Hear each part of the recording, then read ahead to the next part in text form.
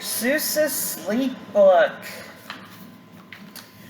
The news just came in from the county of Keck that a very small bug by the name of Van Vleck is yawning so wide you can look down his neck. This may not seem very important, I know, but it is, so I'm bothering telling you so. A yawn is quite catching, you see, like a cough.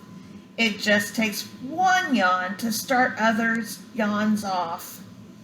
Now, the news has come in that some friends of Van Vleck's are yawning so wide you can look down their decks. At this moment right now, under 7 more noses, great yawns are in blossom. They're blooming like roses.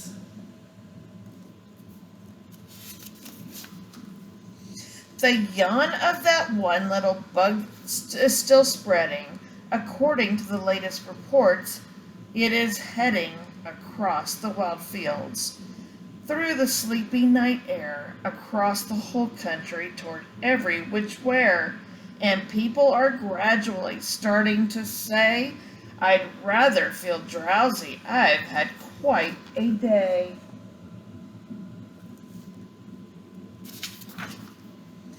Creatures are starting to think about rest. 2 biffer-bomb birds are now building their nest. They do it each night, and quite often I wonder how they do this big job without making a blunder. But that is their problem, not yours and not mine. The point is they're going to bed, and that's fine.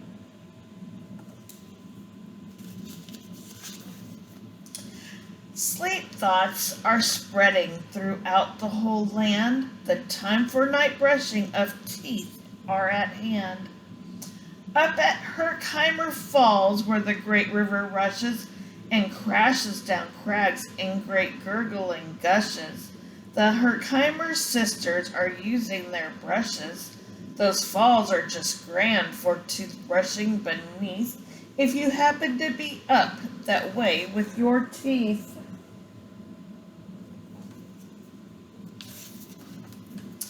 The news just came in from the castle of Krupp that the lights are all out and the drawbridge is up. And the old drawbridge drawer just said, with a yawn, my drawbridge is drawn and it's going to stay drawn till the milkman delivers the milk about dawn. I'm going to bed now, so nobody better come round with a special delivery letter.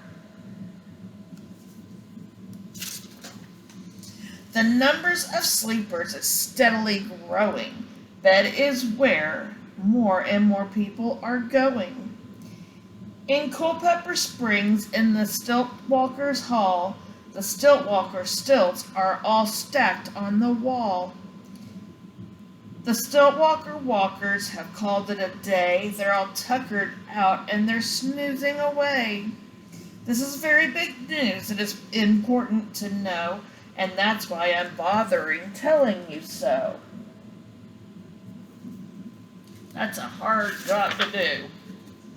Way out in the west, in the town of Merced, the Hinklehorn Honking Club just went to bed. Every horn has been quietly hung on a hook for the night in its private Hinklehorn nook. All this long happy day they've been honkering about, and the Hinklehorn honkers have honkered themselves out.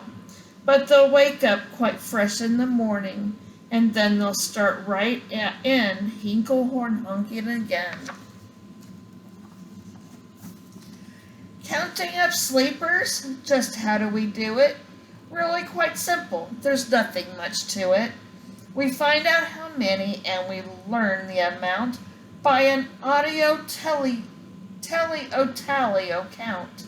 On a mountain halfway between Reno and Rome, we have a machine in a plexiglass dome, which listens and looks into everyone's home and whenever it sees a new sleeper go flop, it jiggles and lets a new Biggle Bop drop. Our chap counts these balls as they plump in a cup, and that's how we know who is down and who's up.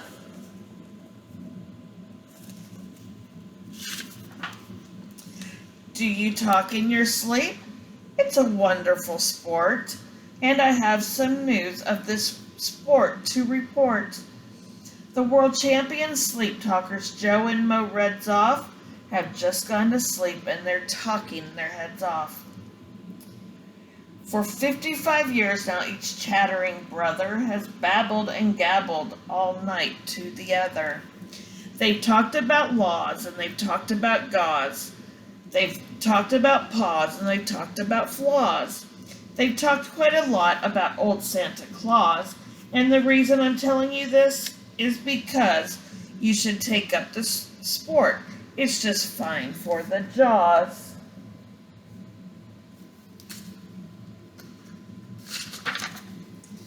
Do you walk in your sleep? I just had a report of some interesting news of this popular sport. Near Fittingen Fen, there's a sleepwalking group which not only walks, but it walks a la hoop. Every night they go miles. Why they walk to such length? They have to keep eating to keep up their strength. So ever so often one puts down his hoop, stops hooping, and does some quick snooping for soup. That's why they are known as the Hoop Soup Snoop Group. See the hula hoops? Sleepwalking, too, are the curious Crandalls who sleepwalk on hills with assorted sized candles. The Crandalls walk nightly in slumbering peace, in spite of slight burns from the hot dripping grease. The Crandalls were candles because they walk far, and if they wake up, they want to see where they are. There's a lot of different candles.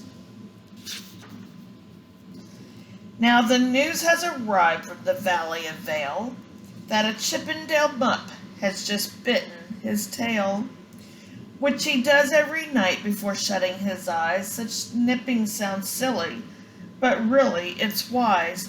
He has no alarm clock, so this is the way he makes sure that he'll wake at the right time of day. His tail is so long he won't feel any pain till the nip makes the trip and gets up to his brain. In exactly 8 hours, Chippendale Mupp will at least feel the last bite and yell, "Ouch!" and wake up.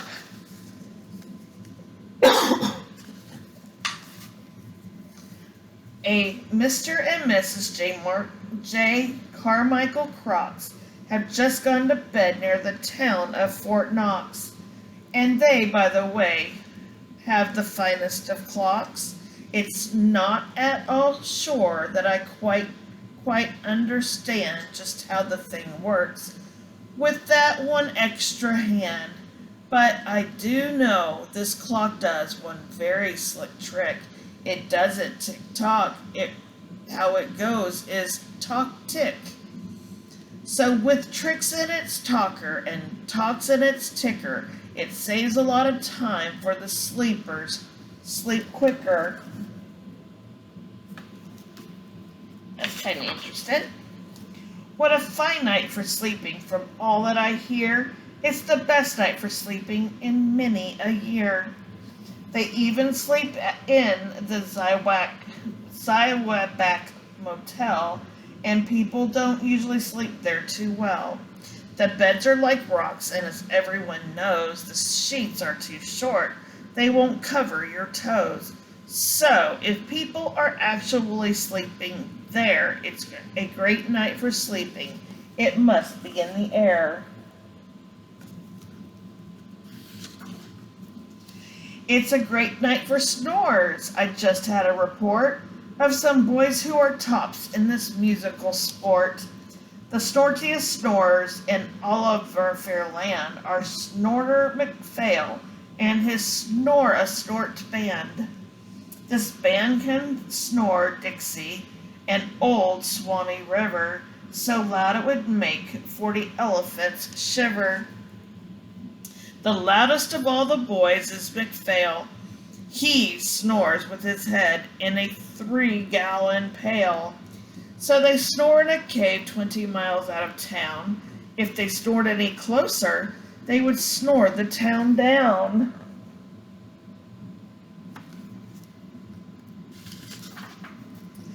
Do you know who's asleep? Out in Funa Laguna, 2 very nice Funa Laguna baboonas.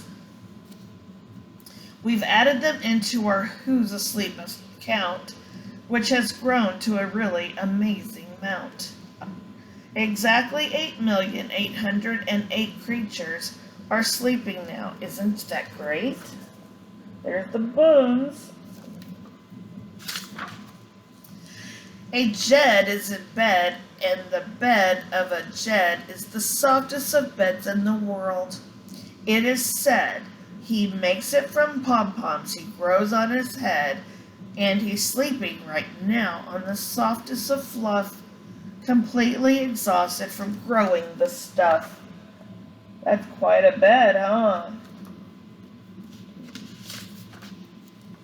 The news has come in from the district of Doft that 2 oft are asleep, and they're sleeping aloft. And how are they able to sleep off the ground? I'll tell you. I weighed one last week, and I found that an oft is so light that he weighs minus 1 pound.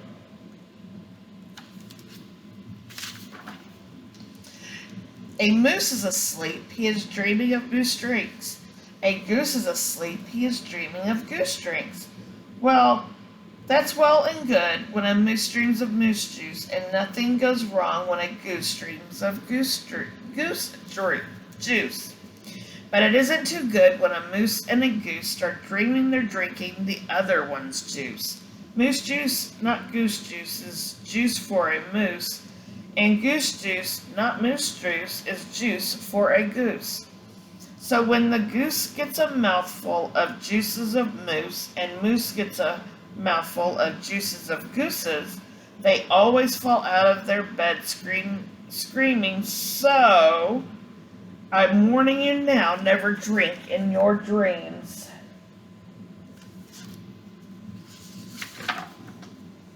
Speaking of dreaming, I think you should note that the Bumbletub Club is now dreaming afloat. Every night they go dreaming down Bumbletub Creek, except for one night every 3rd or 4th week, when they stop for repairs, 'cause their Bumbletubs leak. But tonight they're afloat, full of dreams full of bliss, and that's why I'm bothering telling you this. Looks like the lazy river.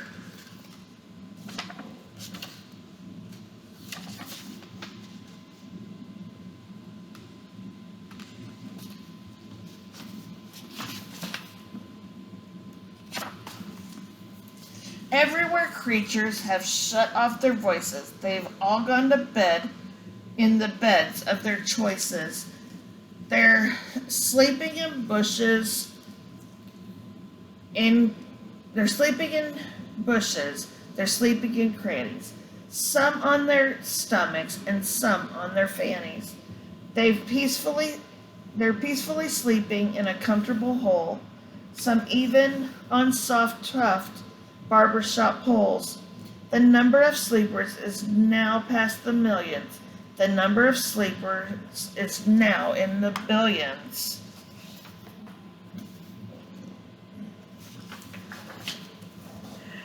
They sleep on steps and on strings and on floors and mailboxes, ships, and the keyholes of doors. Every worm on a fish hook is safe for the night. Every fish in the sea is too sleepy to bite. Every whale in the ocean has turned off his spout. Every light between here and far, Foodle is out. And now Adding things up, we're way beyond billions. Our Who's Asleep score is now up in the zillions.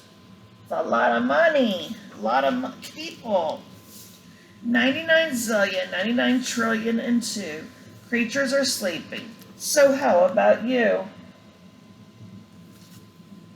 It's a lot of people sleeping.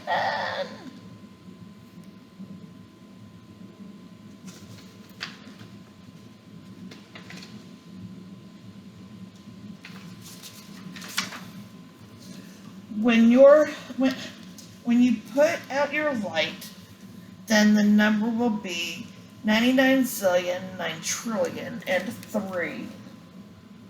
The end. Again, that's Dr. Seuss's sleep book.